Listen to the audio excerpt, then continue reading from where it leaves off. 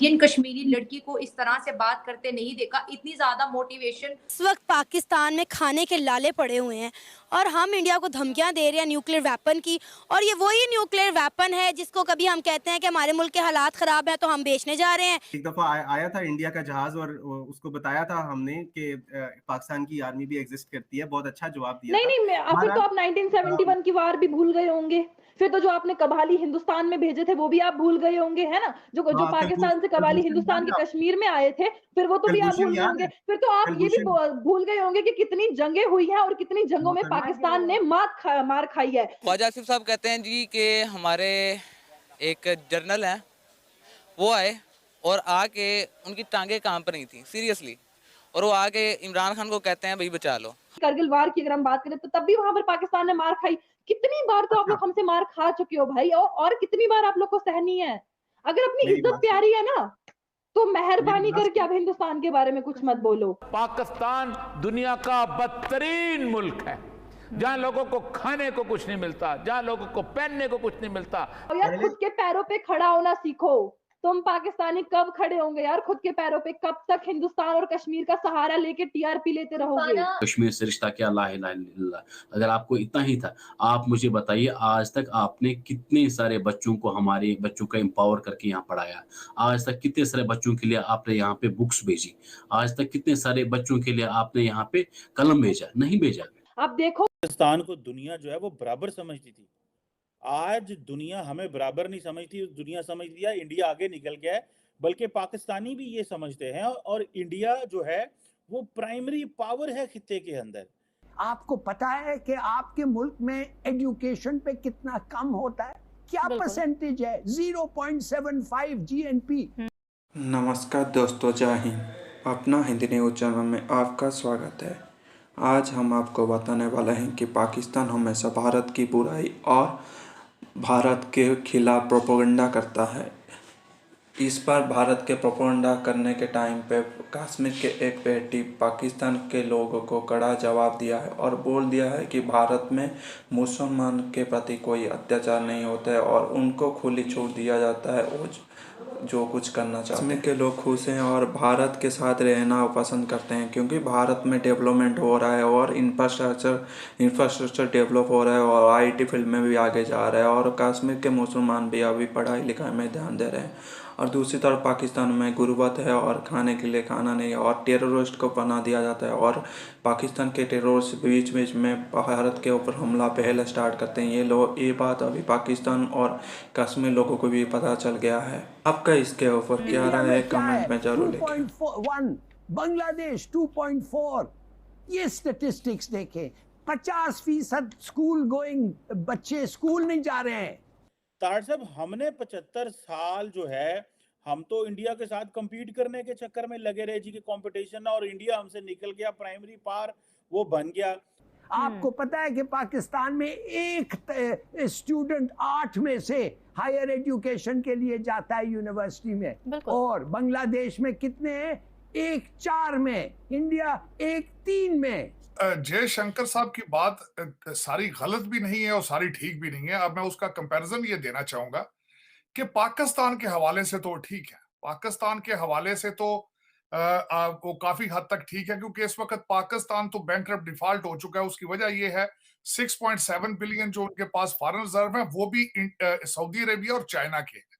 अगर और उन पैसों को ये हाथ नहीं लगा सकते सऊदी अरेबिया के, लेकिन अगर वो उन पैसों को हाथ भी लगा सकते हो। और दूसरा, इस वक्त तो अफगानिस्तान के फॉरेन रिजर्व आपसे ज्यादा है, 8 और 9 बिलियन है। दूसरा, भारत के 560 बिलियन उनके फॉरेन रिजर्व है। दूसरा, अभी रिसेंटली भारत ने नया रिकॉर्ड तोड़ा है, एक 100 बिलियन का फॉरेन रेमिटेंस जो है वर्ल्ड बैंक की रिपोर्ट के हिसाब से। अगर वो देखा जाए तो उसमें तो जयशंकर साहब, और दूसरा वो अपने आप को समझते हैं कि we have monopoly on the IT information technology, और we are the superpower of the information technology। और जिस तरीके से वो चाह बहार जस्ट मैं आपको 30 साल पीछे लेता हूँ। अगर आप 30 साल का रिकॉर्ड देख ले पाकिस्तान का, पाकिस्तान ने आज तक यहाँ कश्मीर में drugs, weapons arms, ammunition, terrorist, इसके बगैर आज तक कश्मीर में कुछ भेजा नहीं। ये कंट्रीब्यूशन है पाकिस्तान का। उसकी वजह से मैंने एक वर्ड यूज़ किया, डेथ एंड डिस्ट्रक्शन, जो कि हमारे कश्मीर को पाकिस्तान से तोहफ़ा मिला था। एंड उसकी वजह से आज तस्लीमा जैसी बहुत सारी ऐसी हमारी बहनें जो है, हमारे बहुत सारे ऐसे भी भाई हैं जो वर्ल्ड लेवल पे आज न कि कश्मीर को बट पूरी हिंदुस्तान को रिप्रेजेंट करते हैं, और वो चीख-चीख के, चिल्ला-चिल्ला के कह रहे हैं कि अगर हमारा किसी ने मुस्तकबिल खराब किया वो पाकिस्तान है।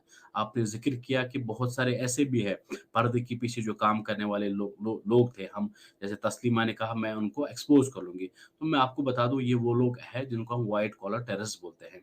ये लोग हथियार नहीं लेते, लेकिन एक चीज़ पास इनके पास स्मार्टफ़ोन्स है, इनके पास दे आर ये कह सकूँ ये इंग्लिश एक्सेंट में बात करने वाले लोग हैं, जो कि डायस्पोरा में रहने वाले लोग हैं। कुछ लोग तो अंकारा में शिफ्ट हुए हैं, कुछ लोग लंदन में शिफ्ट हुए हैं। So lot of people from the Kashmir valley जो यहाँ से या टेररिज्म के नाम पे कहीं न कहीं नाम पे यहाँ से वो टेररिज्म करके फिर चले गए कहाँ? पाकिस्तान चले गए, फिर उसके बाद ट्रेनिंग करके उनको कहीं न कहीं दूसरे ममालिक में उनको शिफ्ट किया गया, उनको एडजस्ट किया गया। वो लोग आज क्या है, आज की डेट में वो ये बता रहे हैं कि हम कश्मीर को रिप्रेज़ेंट करते हैं, जो कि पिछले 20 साल से जिन्होंने कभी कश्मीर विज़िट किया ही नहीं। ये वो लोग हैं। आज तस्लीमा अगर कह रही है कि मैं उनको एक्सपोज़ करूँ, वही जैसे व्हाइट कॉलर टेररिस्ट जो है, जो तस्लीमा जैसी हमारी बहनों को धमकियाँ देती है। अगर आपने तस्लीमा का ये देखा होगा सोशल मीडिया देखा होगा, तस्लीमा ने एक पोस्ट डाला था कि जब मैं वहाँ पे सिक्योरिटी काउंसिल पे जब मैंने कॉन्फ्रेंस किया, जब मेरी अपनी बात रखी, निकलने के बाद ही मेरे को एक पाकिस्तानी जो स्टूज है, these are हर वर्ड्स, मेरे वर्ड्स नहीं है, उसके वर्ड्स मैं वो यहाँ आपके सामने रखना चाहता हूँ। शी सेड कि पाकिस्तानी स्टूज जो है उसने मुझे एक तो फिजिकली हैरेस किया, प्लस उसने मुझे धमकी भी दे दी कि तुम्हें कश्मीर जाना, वापस ही जाना है, कि I will not spare you. तो ये तस्लीमा के वर्ड्स कि मुझे थ्रेट्स दिए गए थे, वो भी यूएन में बैठ के एक बंदा जाके जो था सी पोर्ट ली, जिस तरीके से उन्होंने हाइफा की जाके ली इजराइल के अंदर पोर्ट, जिस तरीके से वो बड़े-बड़े मेगा प्रोजेक्ट और बॉलीवुड जिस तरीके से कर रहा है, अगर देखा जाए तो इसमें वाकई पाकिस्तान का कंपैरिजन कोई नहीं। दुख की बात ये मैं कहूंगा चीमा साहब, मेरे जैसे बंदे ने जिसने अपनी जिंदगी में खुद देखा है, जब मैं 80s में यूनिवर्सिटी पढ़ रहा था, पाकिस्तान के 1 रुपए के भारत के 2 रुपए मिलते थे। लोग पाकिस्तान से भारत में गुर्दे डलवाने जाते थे क्योंकि लोग वहां गुर्बत की वजह से गुर्दे बेच देते थे। लेकिन आज हालात ये हैं कि आप उनसे 100 साल पीछे लग रहे हैं। इस वक्त अगर देखा जाए तो उन्होंने जिस तरीके से पिछले 10 साल में तरक्की की है, और दूसरा मैं एक चीज से बड़ा इंप्रेस्ड हूं उनसे, एक तो उनके भारतीय डायस्पोरा की तालीम से, बाहर इंटेलेक्ट से।